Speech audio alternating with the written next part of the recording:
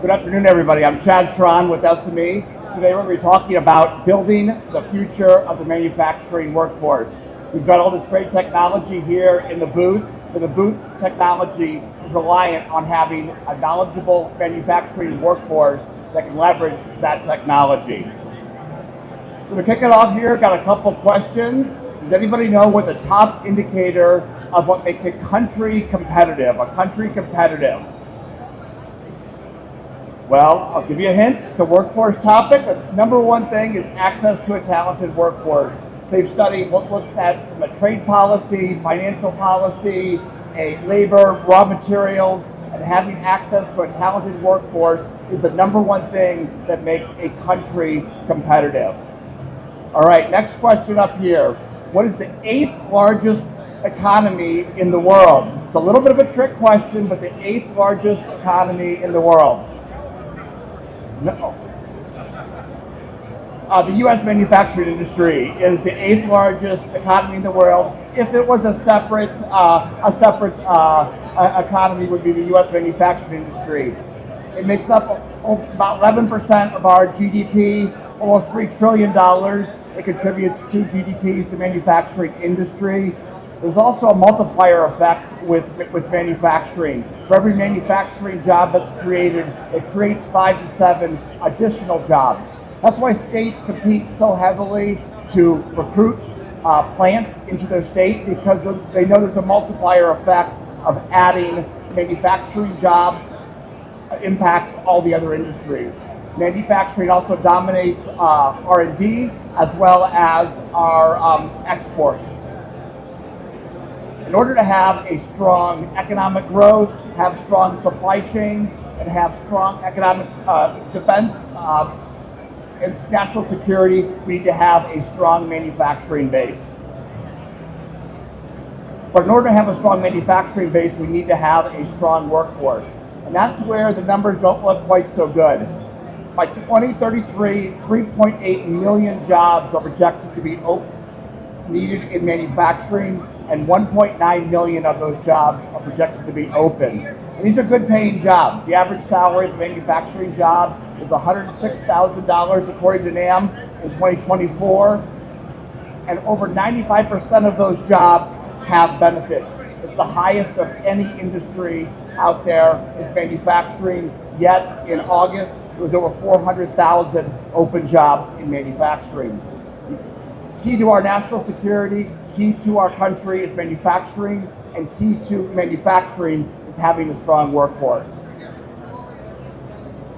Not having the right workforce has real business impact on companies, affects turnover, putting extra stress on high performers, impacts safety, quality, productivity, scrap, and rework. Not having the workforce that manufacturers need also dramatically impacts the adoption of smart manufacturing technology and helping it to be used to its fullest capacity.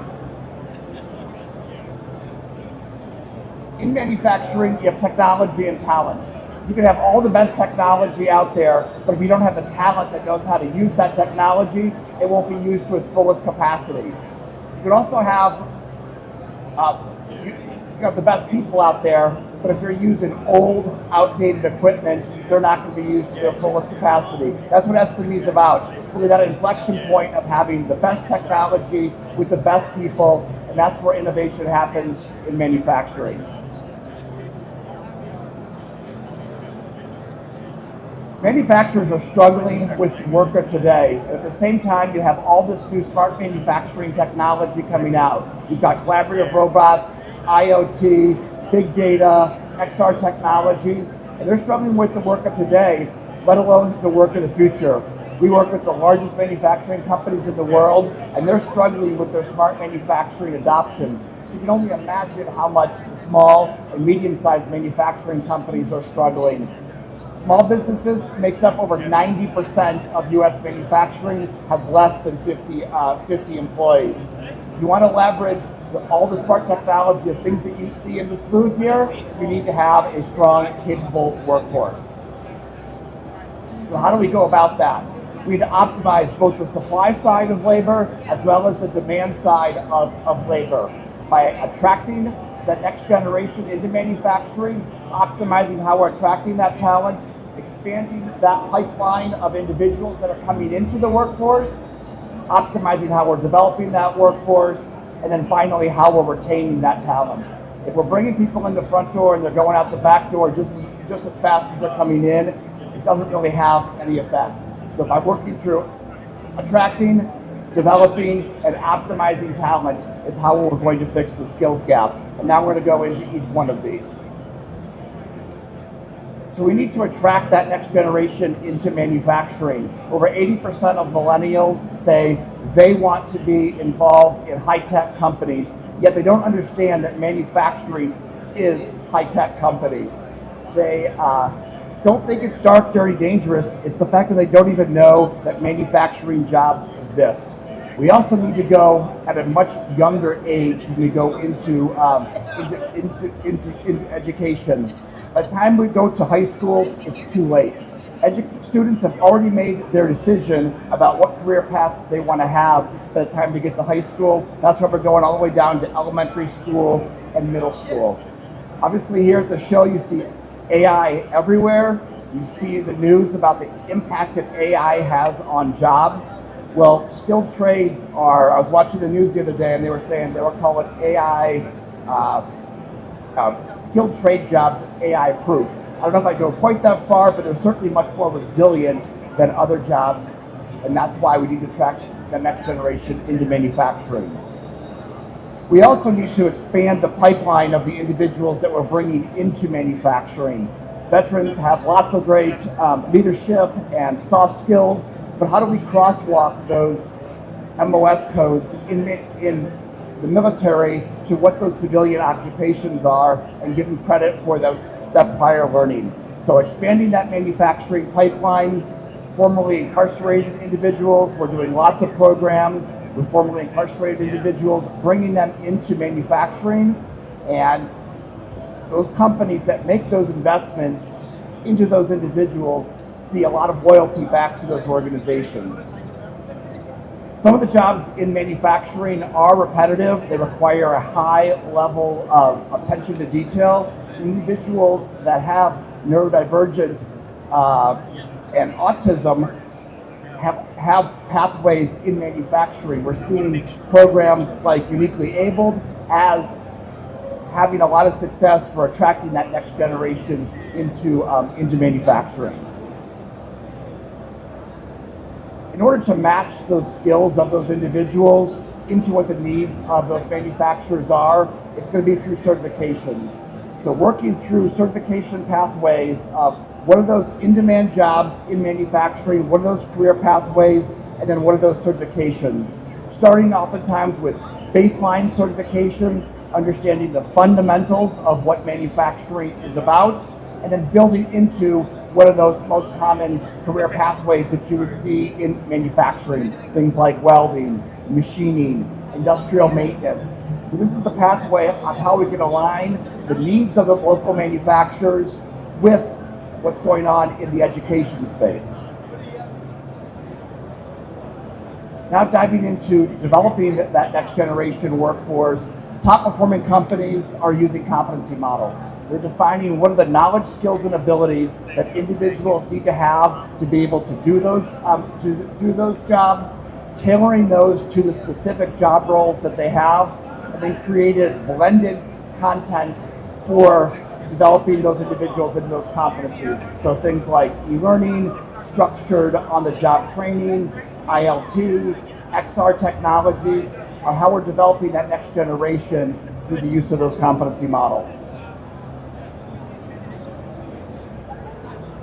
Also key is aligning that training to the needs of the business. So understanding what is going on within those manufacturing companies, what type of problems are they having? Are they having scrap issues, quality issues, turnover within their manufacturing plants? So really just understanding what are the needs of those businesses and then tailoring those solutions to the unique needs of those businesses to address those business challenges. So personalizing those training for those competencies, giving credit for prior learning, and then allowing those individuals to advance into those in-demand career pathways. Also working very closely with the community, so working with the high schools and the community colleges within the area to make sure there's not a disconnect between what those manufacturers need and what those educational institutions are creating. This is a model to become popular in manufacturing, really combining a lot of those topics, called Learn, Practice, Perform, where you're setting up the competency model for what that individual needs to know. You're then working with them through a combination of multiple modalities of learning. So maybe a person is learning how to machine parts. They're taking some e-learning classes in blueprint reading and GD&T and metal cutting. Then they go into a virtual reality setting and practice those skills in a safe setting. And then finally they go out onto the plant floor and in a structured on-the-job training program, practice those skills. So really combining a lot of those concepts of defining those competencies, applying blended learning, and then developing those individuals. Learn, practice, perform. Retention is also key to manufacturers. If they can't retain the talent that they're bringing in, then it doesn't really matter how much talent that they are developing. They're going out the back door just as fast as they're coming in the front door. Oftentimes we'll go into a manufacturing company and they'll have 50 to 60% turnover within their organization. That first 90 days really matters for new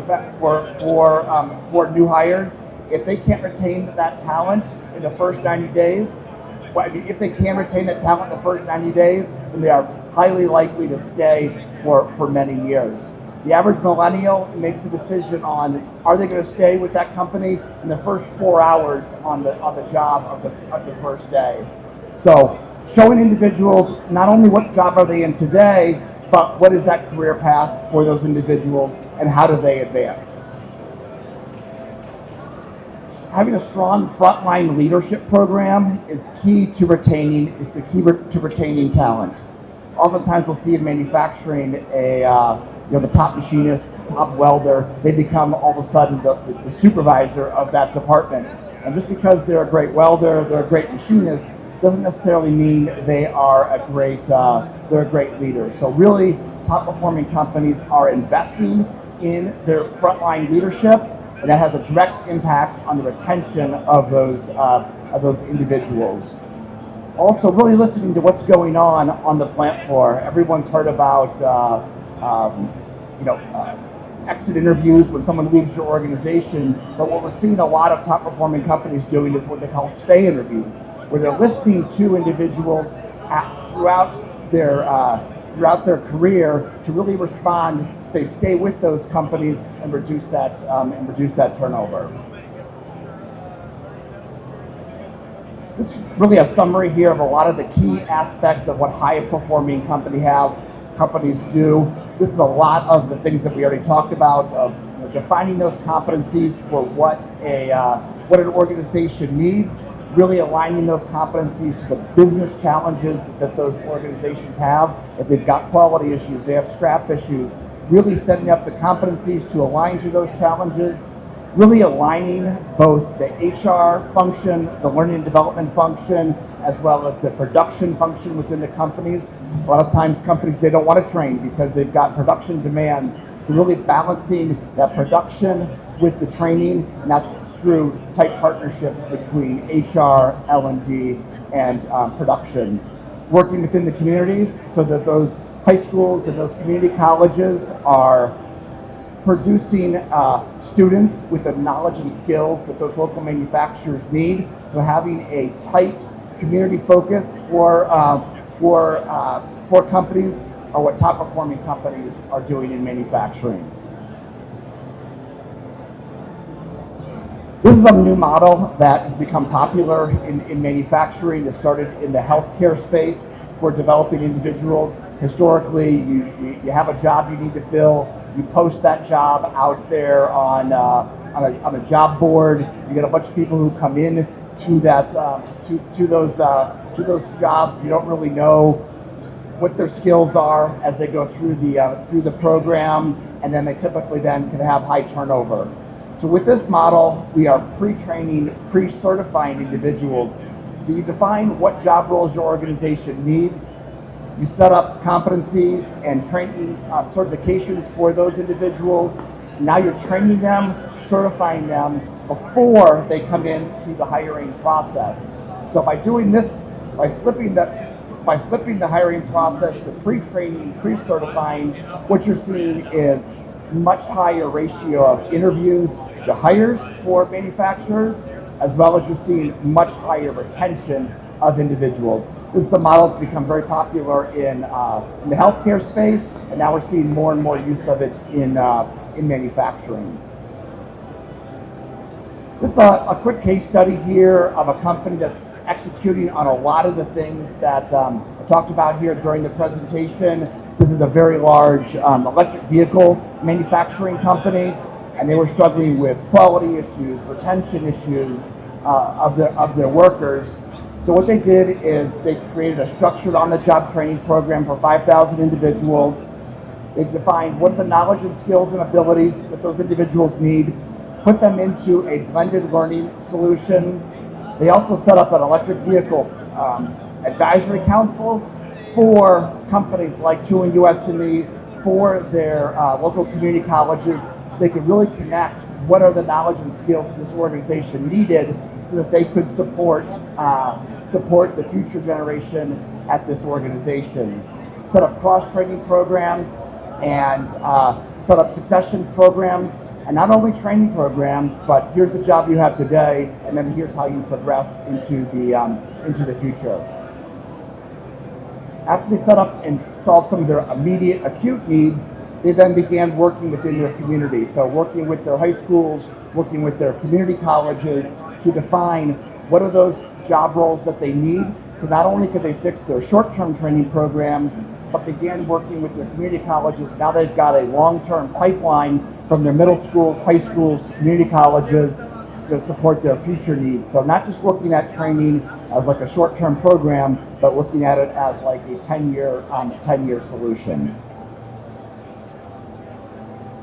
A couple calls to action here. This is our readiness assessment.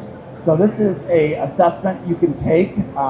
It's designed kind of like if you were to go to the doctor and they're going to ask you a bunch of health questions, but this is more focused on workforce. You take the survey, they'll come back and score you, tell you where you're weak, where you're strong, and then give you customized recommendations for how do you develop that future workforce for your organization. Also want to invite, if you're interested in having a conversation on workforce, to our SME Fusion Conference. This is down in Nashville, Tennessee, where you'll see best-in-class manufacturing companies, workforce development organizations, nonprofits, community colleges, all sharing how they're solving the manufacturing skills issues. This conference really gets into the meat and the how do you solve these manufacturing challenges. So that's it for the presentation. Open up to see if there's any questions from anybody.